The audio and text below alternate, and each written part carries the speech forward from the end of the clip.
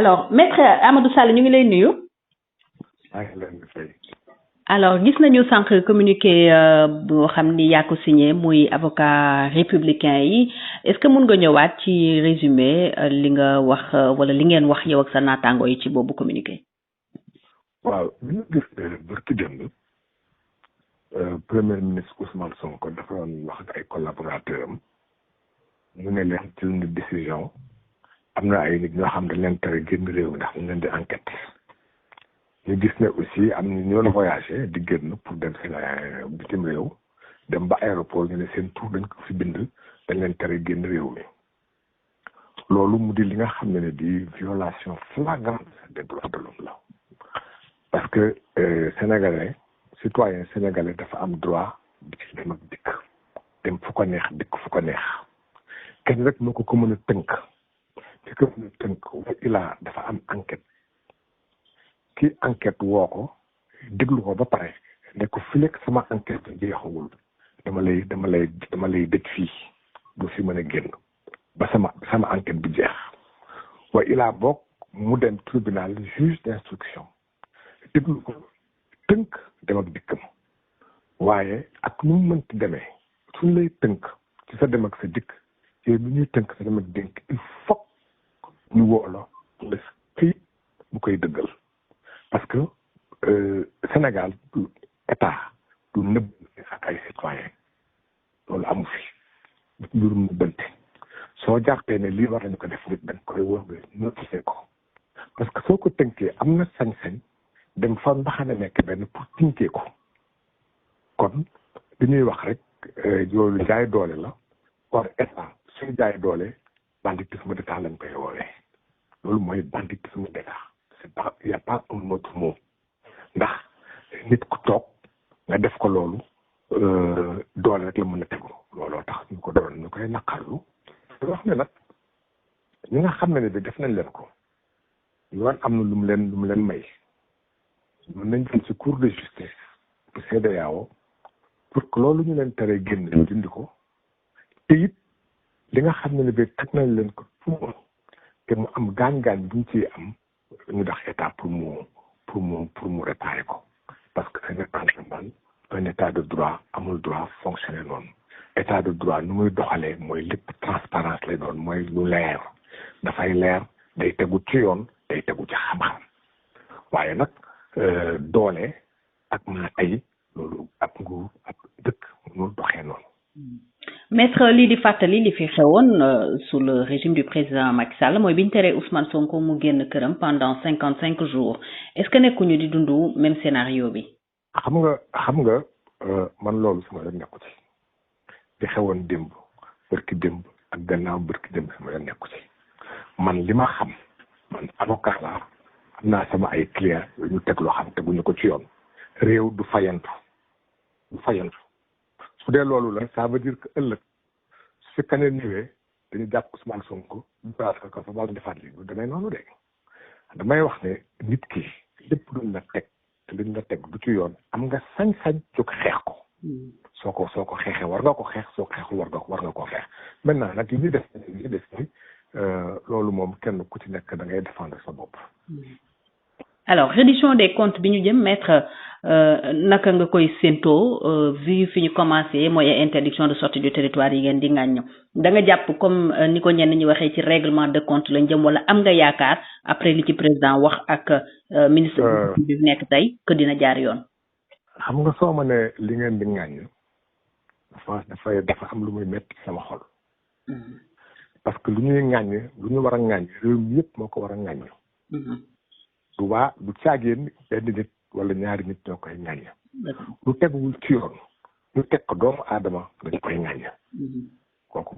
muy benn ñaar man awma problème ci reddition des comptes réew képp koo xam ne kii jot nga am réew di ko doxal yore alalu réew mi di ci dox réew mi am na sañ-sañ ne ñu na nga leeral ñu li ñu la jox noo ko defee loolu amul problème mais lépp nga tegu ci yoon kese loolu rek lay jëm di laaj alalu réew mi ku ko luubal yoon dal sa kaw alalu réew mi ku ko yore yorin boo xam jaaduwul na yoon dal sa kaw waaye yoon nag dafa war a mënoo jël yoon boo xam teguwul ci dëgg laluwul ci dëgg ci doole lay dal gis nga doole mënul dëgg ndax dëgg mooy mucc kon na lépp tàmbale ci dëgg lalu ci dëgg nag su àndeek doole alhamdulilahi rabbil alamin war na mën a ànd ak doole waaye teg lépp rek ci doole wala du sotti. Alors ce client bi mais commissaire Keita mi ngi ci loxo yoon ba léegi lan la ñu koy toppee dëgg-dëgg ak lan ngay séentu ci boobu dossier. waaw xam nga affaire commissaire Keita bi encore une fois li may wax naan nit ñi la nga dañuy jaafur commissaire Keita di ñëpp doon wax rek la wax daf ko wax ñëpp gis ko ñëpp dégg ko dafa ne ñu ngi wax ne te biir palais am na jàppante bu fa am diggante Ousmane Sonko ak président Diomaye Faye du moo ko wax journaliste yu bëri wax nañ ko réseau yu bëri wax nañ ko moom dafa ne dégg naa ne lii am na loolu de lañ ne mooy diffusion de fausse nouvelle kon tey jii réew mi kenn amatul sañ-sañ nit wax nga jot li mu wax loolu aussi dama naan toujours ci jaay doole weesu loolu ba pare gis nga commissaire Keita quand même kilifa la ci réew mi kilifa la ci woon woo nañ ko semaine bale passé mu wuyu ñu laaj ko mu tontu loo ko demal nga ñibbi mu dem këram ñu toog ba àjjuma su nga loolu moo war a dañ ci réew mi loolu mooy defante boo ko àjjuma mu ñëw nga téye ko ci weekend bi loolu day tax ëllëg sénégalais bu police woo ak sénégalais bu gendarmerie woo ne la kaay àjjuma nga dem na bëgg ba altine nga dem ndax soo demee àjjuma dañ la fay téye àjjuma samedi dimanche loolu fayantoo la loolu ab ñaawteef la kilifa koo xam dawul demul deful fenn ñëw na nga woo ko laaj ko mu tontu way lillahi alhamdu soo ko soxlaa altine nekk ñëwul altine parce que du daw te yooyu dafa bokk ci li nga xam day ñaawal liggéey ak nu mu mënti doon na rafet ak noo ko mënti defee na rafet na lallu ci yoon man de sama wàllu bopp loolu rek laa ci gis te loolu laa ci xabar aussi li ci des nag bon nit ñaa ngi fi ñu fii réew mi kenn moomu ko ñoo ko bokk lu loxo def loxo mën na ko dindi lu xel xalaat xel mën na xalaat la ne am lu waay def nit mën na def leneen lu bokkul ak loolu te nag nañu jàpp dara ala kulli àll nit lu mu mënta ci àdduna day jeex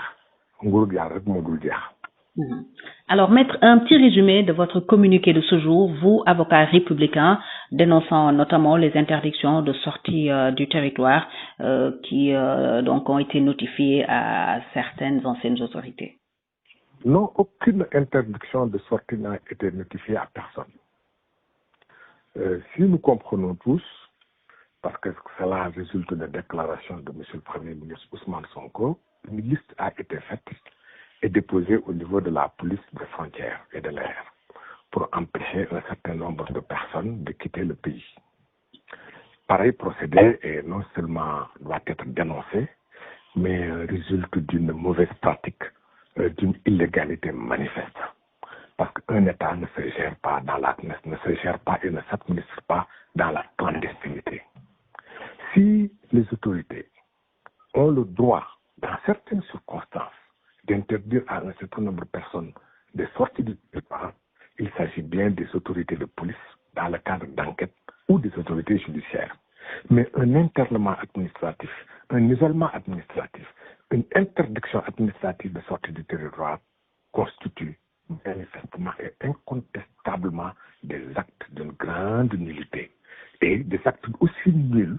aussi illégaux, peuvent résulter d'une forme de banditisme d'État et d'une certaine forme d'indignité en plus. De sorte que nous dénonçons ces pratiques qui violent les droits des gens, les droits de l'homme, la liberté d'aller et de venir. On ne peut pas entraver les gens d'une façon aussi malhonnête et aussi déloyale. Alors, vous êtes aussi l'avocat de l'ancien commissaire de police, Cheikhouna Keita, qui a été arrêté depuis vendredi. Qu'est-ce qu'on lui reproche concrètement et selon vous, jusqu'où peut aller ce dossier? Oui, bon, ils peuvent aller où ils veulent. ce dossier est un dossier qui est fait objectivement pour empêcher les Sénégalais de parler. Vous vous souvenez de l'affaire Badjahate qui n'a dit que des vérités. On l'a empêché de parler, on l'a mis au frais. Vous vous souvenez d'Alexandre Camara qui n'a dit rien d'autre que dire la vérité en disant que ce que le président de la République avait dit ne correspond pas à la matérialité des faits lorsqu'il disait qu'il a trouvé les caisses vides. Pour cette seule raison, on l'a mis sous mandat de dépôt. C'est de la même façon que le commissaire Keïta, à qui on veut, disons, empêcher de parler, on lui reproche une diffusion de fausses nouvelles par le seul fait qu'il a rapporté des propos tenus par d'autres, tenus dans la presse, tenus dans les réseaux, qui auraient parlé d'un incident entre le président de la République et son premier ministre. Revenir sur cet incident dont tout le monde était au courant ne saurait constituer une diffusion de fausses nouvelles. Bon, je ne sais pas, je suis malheureusement souffrant, de sorte que j'ai fait juste un petit passage ce matin au tribunal. Je ne sais pas si on l'a mis sur mandat de dépôt ou pas, mais manifestement ces poursuites visent à l'empêcher de parler et aussi constituent une espèce d'épée de Damoclès qui serait suspendue sur la tête de tous ceux qui seraient amenés à dire ou à tenir des propos qui ne plairaient pas aux tenants de ce nouveau pouvoir, qui use de violence et autres pour empêcher les Sénégalais de s'exprimer. Or, user de violence pour empêcher les gens de s'exprimer, c'est fondamentalement faire preuve faire preuve de faiblesse, faire preuve d'une incapacité à gérer les problèmes autrement que par la violence. Et la reddition des comptes, ce sera la dernière question. Pensez-vous qu'elle se déroulera dans les règles de l'art? Moi, je ne peux rien dire. Je suis comme Saint Thomas, je ne crois qu'à ce que je vois. La reddition des comptes, c'est tout à fait normal que tous ceux qui ont eu à gérer des affaires publiques, les sous-deniers publics, tous ceux qui ont à les gérer, rendent compte de leur gestion, c'est tout à fait normal. Mais aussi que cela se fasse dans les règles, que ceux qui sont soupçonnés d'avoir mal géré ou ceux à qui on demande de faire la réduction des comptes soient mis dans les conditions de pouvoir le faire, dans les conditions de transparence, dans des conditions aussi de tranquillité et de sécurité, leur permettant de s'exprimer librement et d'apporter toutes les justifications et les explications qu'il faut. C'est comme ça que les choses se font et non pas cette gestion brutale, cette gestion sauvage des affaires publiques. Ça ne peut pas marcher comme ça. Merci, maître. Je vous en prie.